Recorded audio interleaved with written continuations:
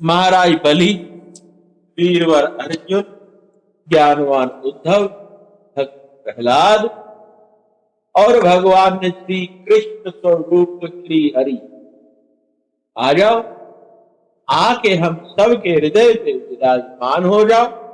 विराजमान होके भागवत के एकादश स्कंद के 31वें अध्याय का रसपान करें। आज भगवान श्री भगवान जी का स्वधागमन होगा।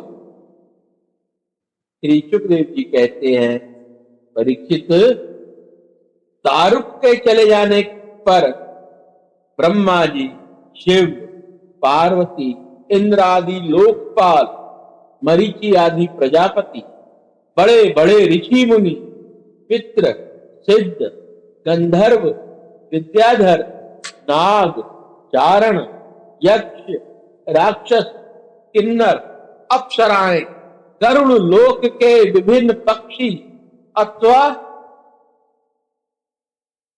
मैत्रेय आदि ब्राह्मण भगवान श्री कृष्ण के परम धाम प्रस्थान को देखने के लिए बड़ी उत्सुकता से बन जाए।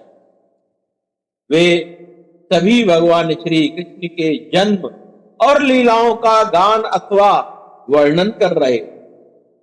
उनके विमानों से सारा आकाश भर सा गया। वे बड़ी भक्ति से भगवान पर पुष्पों की वर्षा कर रहे।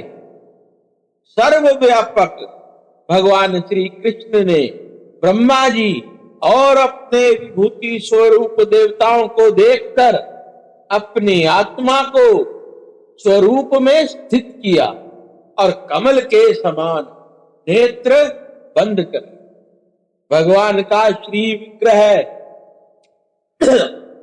उपासकों के ध्यान और धारणा का मंगलमय आधार और समस्त लोगों के लिए परम रमणीय आश्रय। इसलिए उन्होंने अग्नि देवता संबंधी योग धारणा के द्वारा उसको जलाया नहीं, सशरीर अपने धाम में चले गए। वैसे भी ये बात तो यहां पे बताया है कि सशरीर चले गए।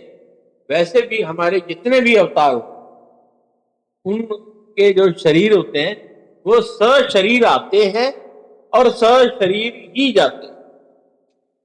समझ में आई बात?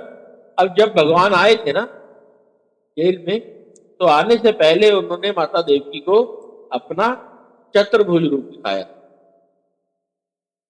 उनको बोला था कि मैंने तेरे से वादा किया था तेरा पुत्र बनने के लिए, ले मैं आ गया हूं तेरा पुत्र। तब माता देवकी ने कहा था कि ऐसे नहीं, तुम बालक रूप में आओ, बालक रूप में बनो। फिर वो बालक रूप बने और बाल लीला प्रारंभ। यही बात रामचंद्र जी के साथ भी ऐसे ही। रामचंद्र जी के जन्म से पहले भी भगवान श्री राम अपने साक्षात नारायण स्वरूप में आए थे, चतुर्भुज रूप में।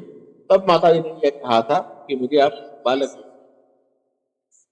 तो जितने भी जब भी अवतार होते हैं भगवान के, चाहे वो वामन अवतार हुआ है, चाहे वो वराह हुआ है, तो सशरीर आते हैं और सशरीर ही चले जाते हैं। उस समय स्वर्ग में नगाड़े बजने लगे और आकाश से पुष्पों की वर्षा होने लगी। परीक्षित, भगवान श्री कृष्ण के पीछे पीछे इस लोक से सत्य, धर्म, धैर्य, कीर्ति और श्री देवी भी चली गई। भगवान श्री कृष्ण की गति मन और वाणी के परे है। तभी तो भगवान अपने धाम में प्रवेश करने लगे। तभी ब्रह्मा आदि देवता भी उन्हें ना देख सके। इस घटना से उन्हें बड़ा विस्मय हुआ। जैसे बिजली मेघ मंडल को छोड़कर जब आकाश में प्रवेश करती है, तब उस मनुष्य की चाल कोई देख नहीं पाता। वैसे ही बड़े बड़े देवता भी कृष्ण की गति के संबंध में कुछ जान ना सके।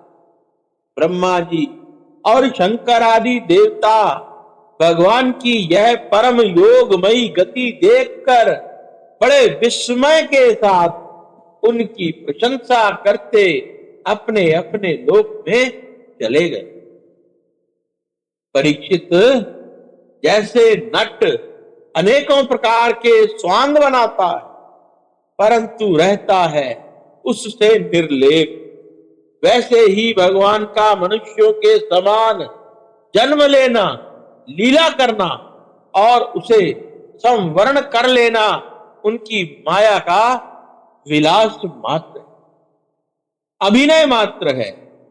वे स्वयं ही इस जगत की सृष्टि के वह स्वयं ही इस जगत की सृष्टि करके इसमें प्रवेश करके विहार करते और अंत में संहार लीला करके अपने अनंत महिमामय रूप में ही स्थित हो जाते। सांदीपन गुरु का पुत्र यमपुरी चला गया था परंतु उसे वे मनुष्य शरीर के साथ लौटा लाए। तुम्हारा ही शरीर ब्रह्मास्त्र से जल चुका था परंतु उन्होंने तुम्हें जीवित कर दिया। ये परीक्षित को बता रहे। जब परीक्षित गर्भ में थे तो अश्वत्थामा ने उनको तीर मार के उनको मार दिया था परीक्षित को, फिर भी ये उनको लौटा लाए थे। ये बात कह रहे।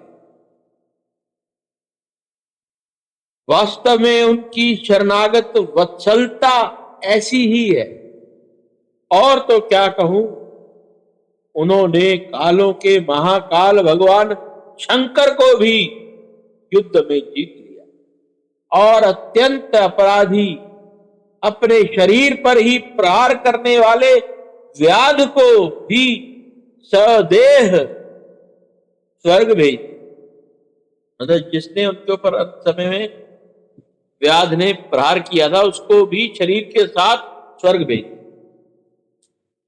प्रिय परीक्षित, ऐसी स्थिति में क्या वे अपने शरीर को सदा के लिए यहां नहीं रख सकते थे? रख सकते थे, अवश्य ही रख सकते थे। यद्यपि भगवान श्री कृष्ण संपूर्ण जगत की स्थिति, उत्पत्ति और संहार के निरपेक्ष के कारण है और संपूर्ण शक्तियों को धारण करने वाले हैं, परंतु तथापि उन्होंने अपने शरीर को इस संसार में बचा रखने की इच्छा नहीं। इससे उन्होंने यह दिखाया कि मनुष्य शरीर से मुझे क्या प्रयोजन। आत्मनिष्ठ पुरुषों के लिए यही आदर है। बात समझ रहे हो?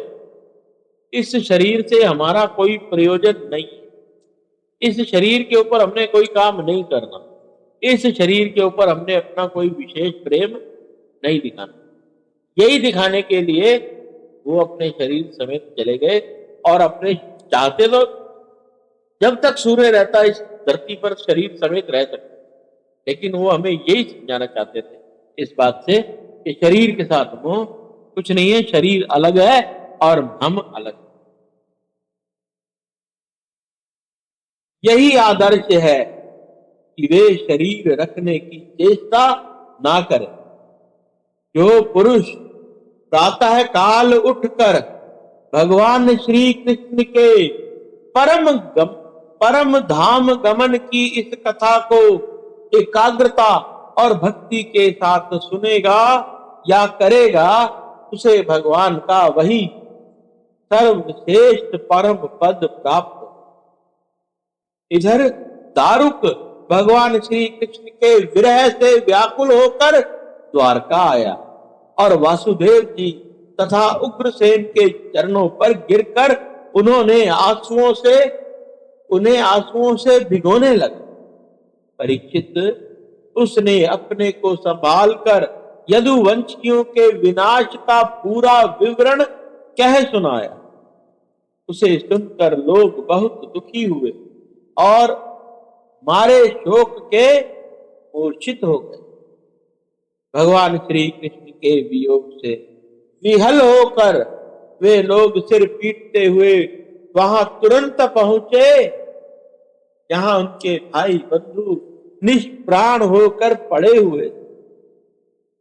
देवकी, रोहिणी और वसुदेव जी अपने प्यारे पुत्र श्री कृष्ण और बलराम को ना देखकर शोक की पीड़ा से बेहोश हो गए।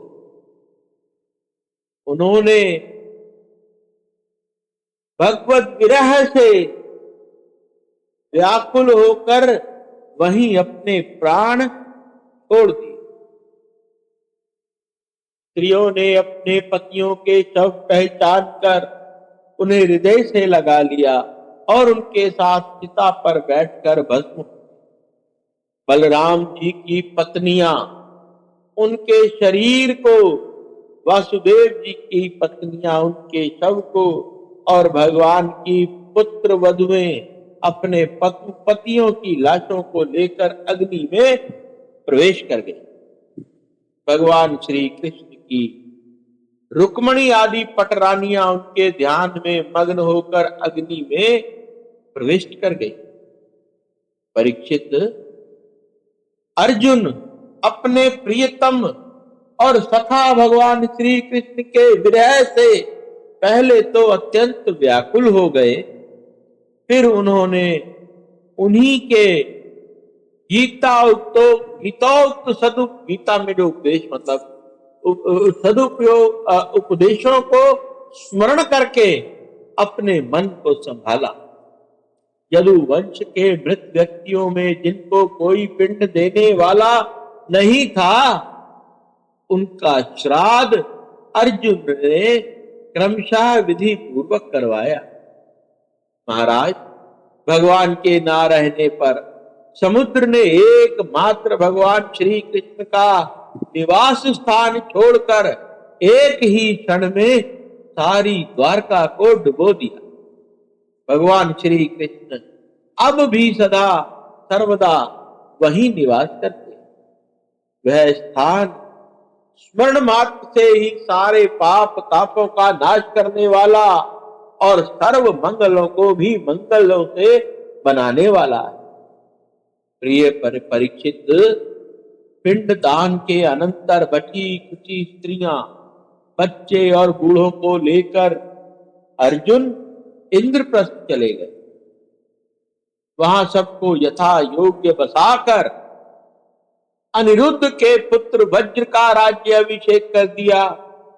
राजन, तुम्हारे दादा युधिष्ठिर आदि पांडवों को अर्जुन से यह बात मालूम हुई कि यदुवंशियों का संहार हो गया है, तब उन्होंने अपने वंशधर तुम्हें राज्य पद पर अभिषिक्त करके हिमालय की वीर यात्रा की। मैंने तुम्हें देवताओं के भी आराध्य भगवान श्री कृष्ण की जन्म लीला और कर्म लीला सुनाई। जो मनुष्य श्रद्धा के साथ इसका कीर्तन करता है, वह समस्त पापों से मुक्त हो जाता है। परीक्षित, जो मनुष्य इस प्रकार भगत भय हारी निखिल सौंदर्य माधुर्य निधि श्री कृष्ण चंद्र जी के अवतार संबंधी रुचिकर पराक्रम और श्रीमद् भागवत महापुराण तथा दूसरे पुराणों में वर्णित परम आनंदमयी बाल लीला, किशोर लीला आदि का संकीर्तन करता है, वह परमहंस मुनिद्रों के अंतिम प्राप्तव्य श्री कृष्ण के चरणों में पराभक्ति प्राप्त करता है। बोलो भगवान श्री कृष्ण की जय। इति एकादश स्कंद समाप्त। हरि ओम तत्सत। बोलो भगवान श्री कृष्ण की जय। बोलो बलराम जी महाराज की जय। बोलो उद्धव जी महाराज की जय।